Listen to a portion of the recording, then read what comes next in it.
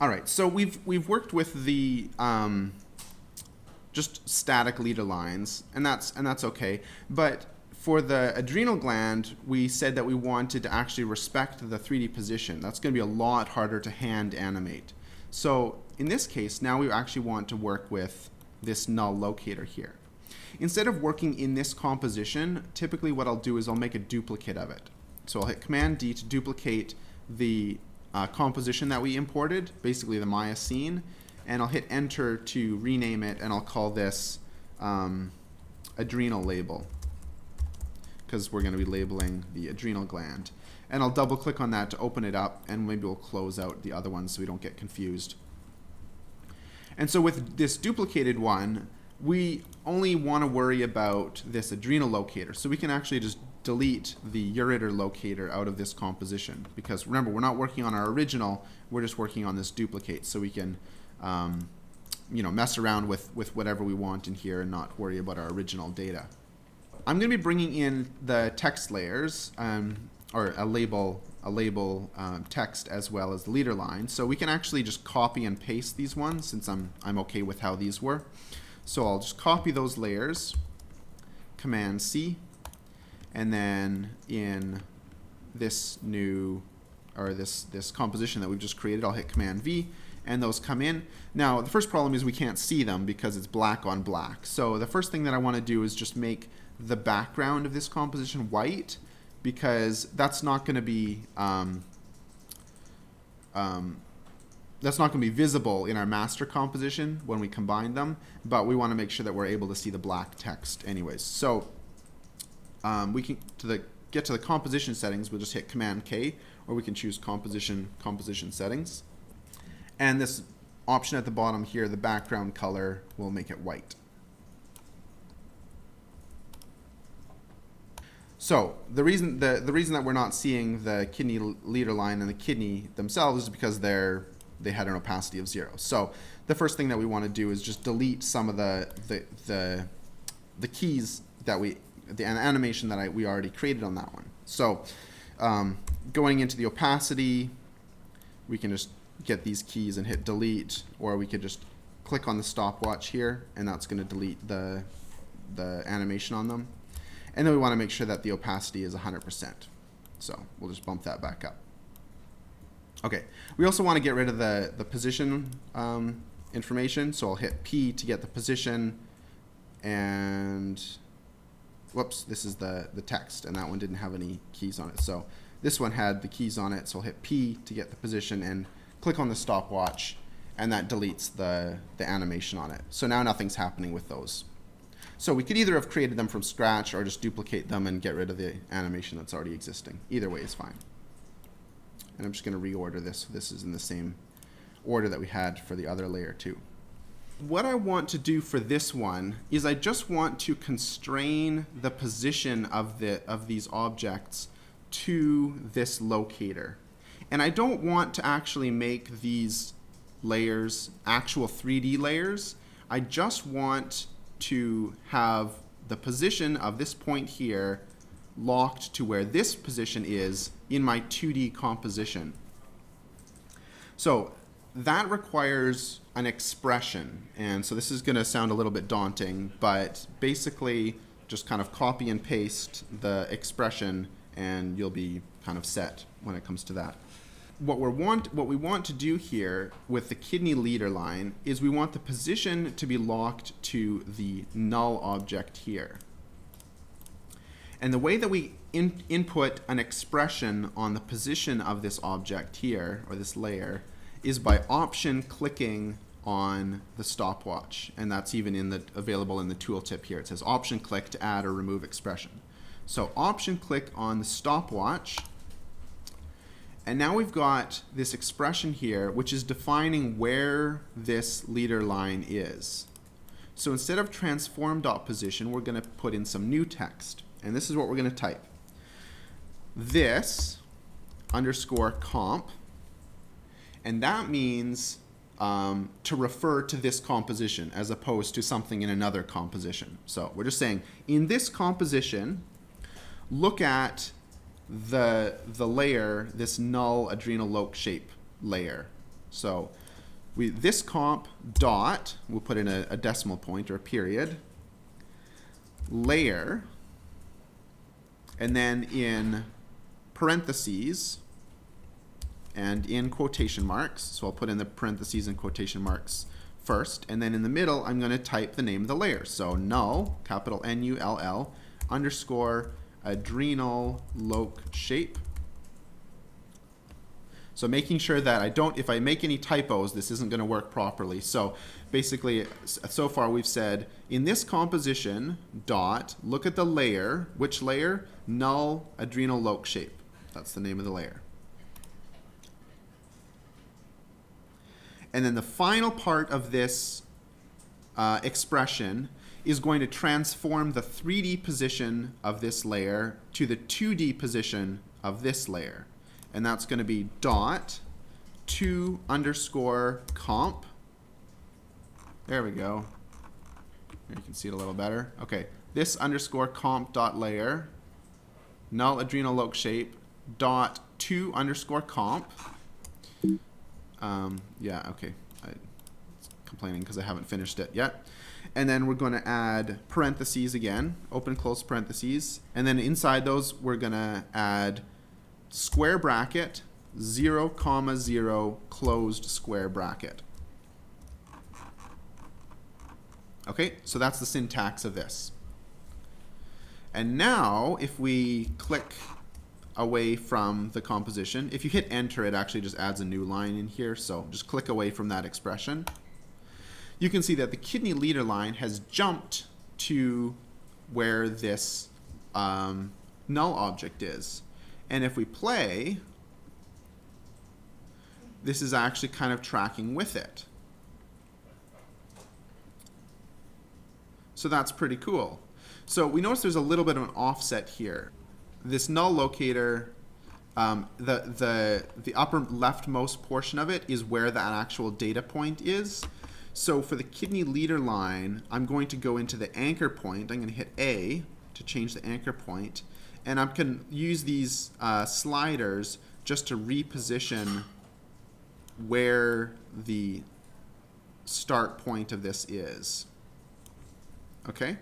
So now that's at the upper left part of this here. And now when we play, you can see that it's locked to that upper left corner there.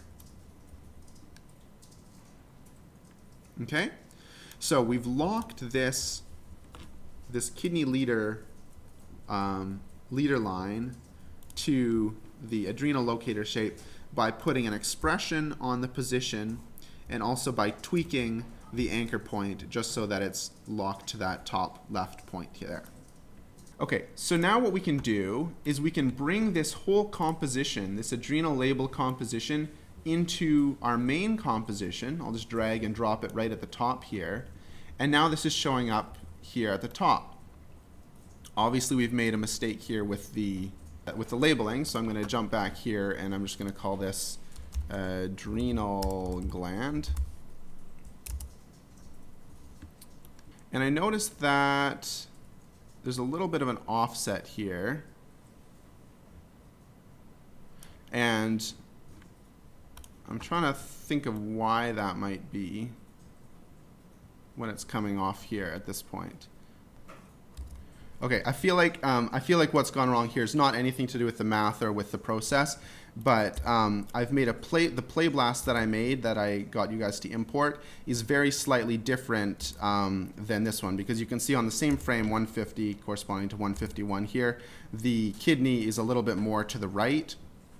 And in this one, it's a little bit more to the left. So the play blast that I created obviously was a little bit different. And so, but if we had rendered out exactly this one, then it should match up perfectly so that the adrenal gland would be at the data point there. So apologies for the little bit of a mix-up there, but the process is exactly the same.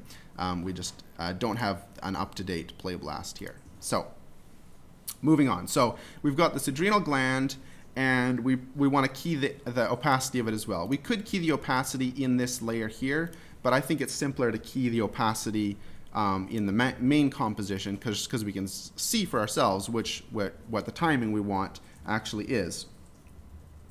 So we want maybe, so the kidney comes out, so maybe at around frame 4, we want the opacity of this one. I'll hit T to get the opacity 0 there. So we'll hit the stopwatch to key that.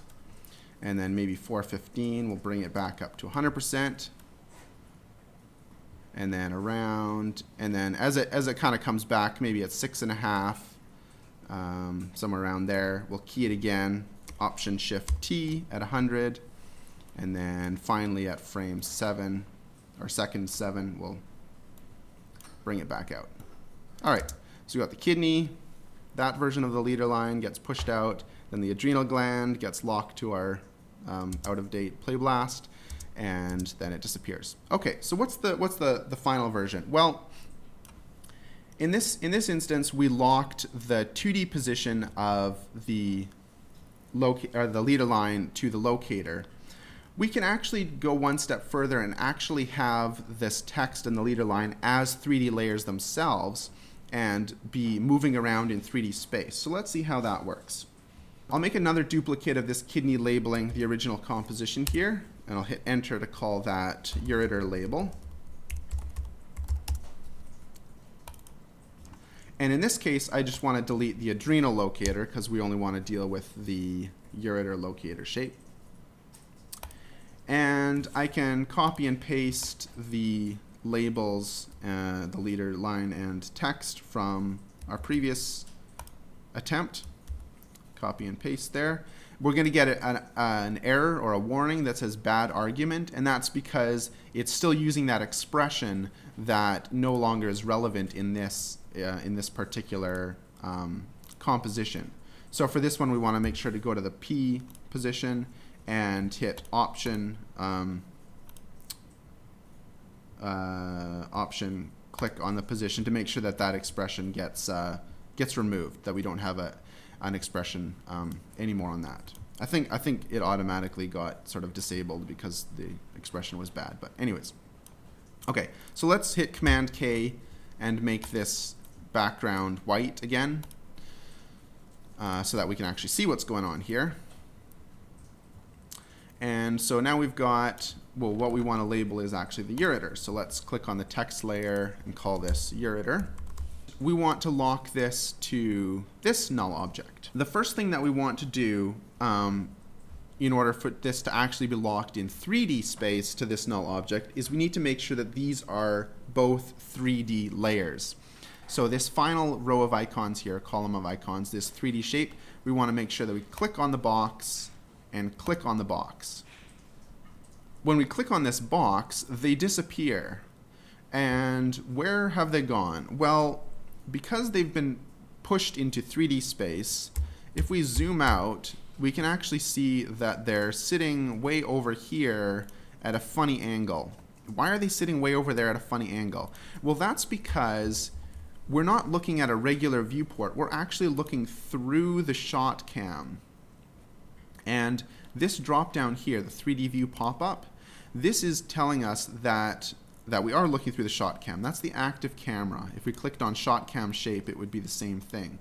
So we can look through different views. So if we looked at the top view, now we're looking through a top orthographic camera, and now this is making a little bit more sense. Now the leader line and the ureter are sort of in the position that they originally were in our regular 2D canvas. But what's actually happening here is the shot cam is way off to the side here, and the null object. You can see that they're way off doing their own thing kind of in this very tiny portion of this space. So what we want to do is we want to move these over to there. Well, we're not going to do that by hand because that would be silly. What we're going to do is we're going to use the relationship to this ureter locator to lock it to that position. The first thing that we need to do is parent the leader line to this null object. So we looked at this parent drop down. The other way that we can parent things is using what's called the pick whip. And I think that's one of the coolest tool names in this kind of software, and it looks pretty cool too. It's this little spiral icon beside the parent. If we click on that and hold down, we get this little stretchy line, and we go to the null object, we can release that, and it's going to parent this leader line to the null object. And if we play, you can see that this is moving around in a circle around that position. But that's not, it hasn't moved to the right position. We want to actually reset where, we actually want to move this object to where the locator is. There's a couple ways we could do this. One way, I think, if we just hold down Shift while we do this, then it actually jumps to that position. And so if we look through the shot cam now, or the active camera, you can see that now this is kind of snapped to that point here. So this is actually acting as a 3D layer now. The other way that we could, if I just undo that for a sec, the other way, if we just did a regular parent, oops, just make sure that we've got the kidney leader line, just a regular parent, what we could do in the kidney leader line layer is just make sure that these positions are set to 0, and it comes in, except that the scale is somehow been turned up to 10,000, so we want to turn this down to 100. And that's essentially going to do the same thing. And also the rotate, I guess we should reset as well. So now that's kind of locked it. So either way would be fine. It's a little bit quicker to do if I undo. Whoops, redo. It's a little bit quicker to do the Shift pick whip to the null object, and it's going to snap to that position. All right, neat. So we've got this locked in this 3D space. I feel like this is a bit small, so maybe we want to go into this kidney leader line and scale up, maybe to 200 or something like that. Now that's a little bit more in keeping with our other text. Okay, so let's jump back to the kidney labeling scene, and let's bring it in. So let's just drag this ureter label into the scene. Okay, so now again it's a little bit off because of the old play blast that we're using here, but this ureter is actually following where that structure is. So maybe what we want to do is we want to make it visible after the adrenal gland disappears. So maybe coming in from 8 seconds. Let's get the opacity here, key this at 0, 8.5 seconds, bring it back to 100, and then we can leave it visible for the rest of the shot. That's fine. Okay, so clearly we have a problem here. The text is backwards. Well, that's a pretty simple fix. All we need to do is go back to the ureter label, open up the rotation settings for the ureter, and then in the y-axis, just change this 180 degrees. Except now that it's overlapping, so we want to go into our position and just change, what are we in the x-axis? We'll just change the x-axis back a little bit, like so. All right, so now back into our original scene.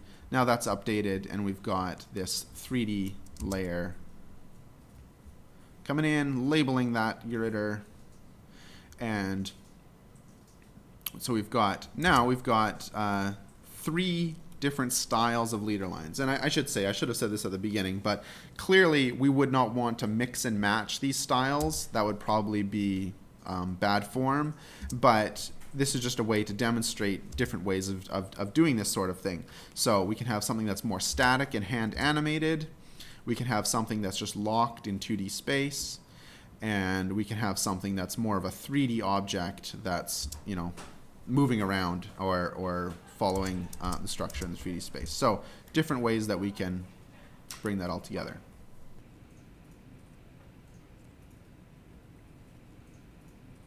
I was looking into that a little bit. The trick with that is the shape of the leader line.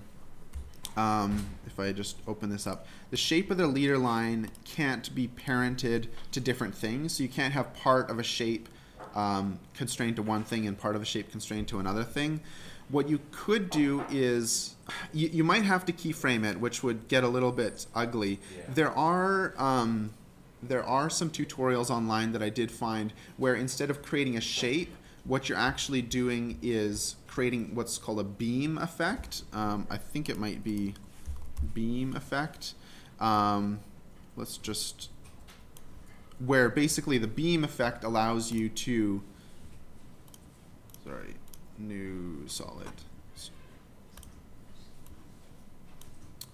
The beam effect, I think, might allow you to constrain the start point and the end point.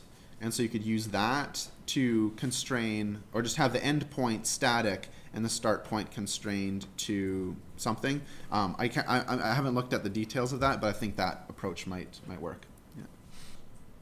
What I wanted to talk about was retiming animation.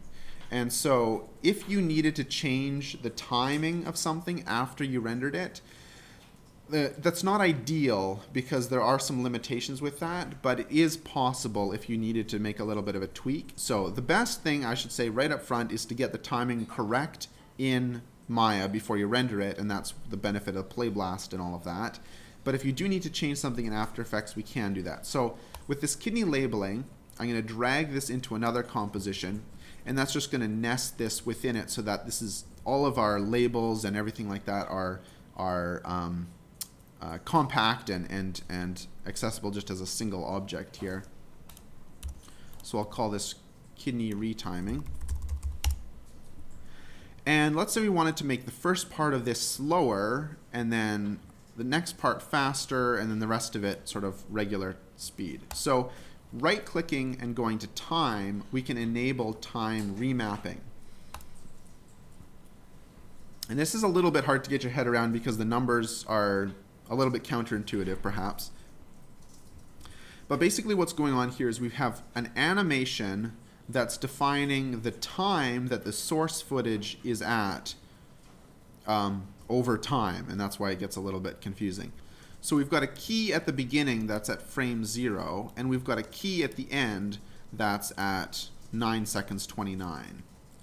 So the way to think about this is at 1 second, so 1 second into our animation, I only want half as many frames to have passed. So what I want to do is change this time down to 15 frames. And what that means is that over 1 second, we only have 15 frames passing from our source footage. Contrary to that, and I think what I said at the beginning is what we wanted fast at the beginning. So what we could do is instead of 15 frames passing in 1 second, we could have 2 seconds passing in 1 second. So now we've got double time. And as it renders, it's not going to be real time. But once this green caching has happened, you can see that this is now sped up.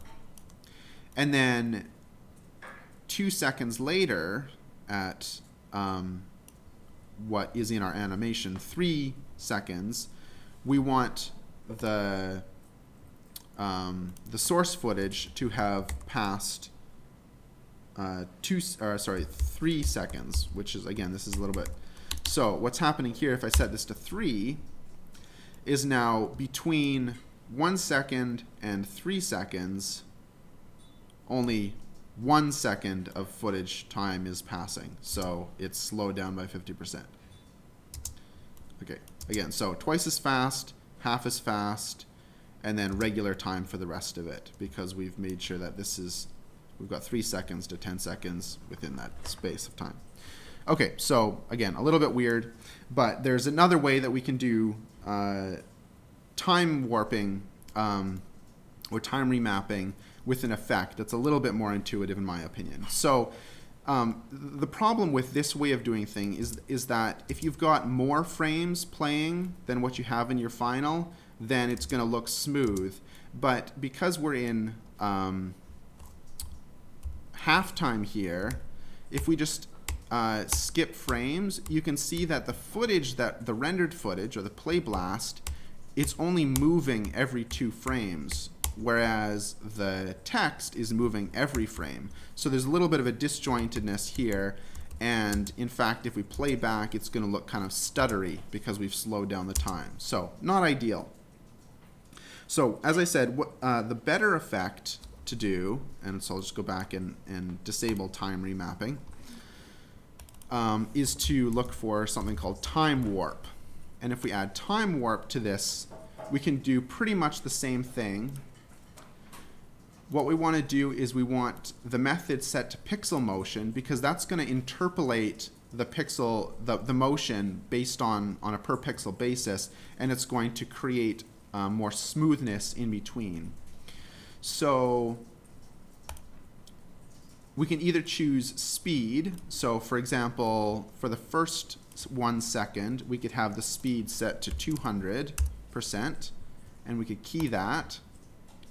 And then we want to jump back down to 50% on the next frame. Sorry, just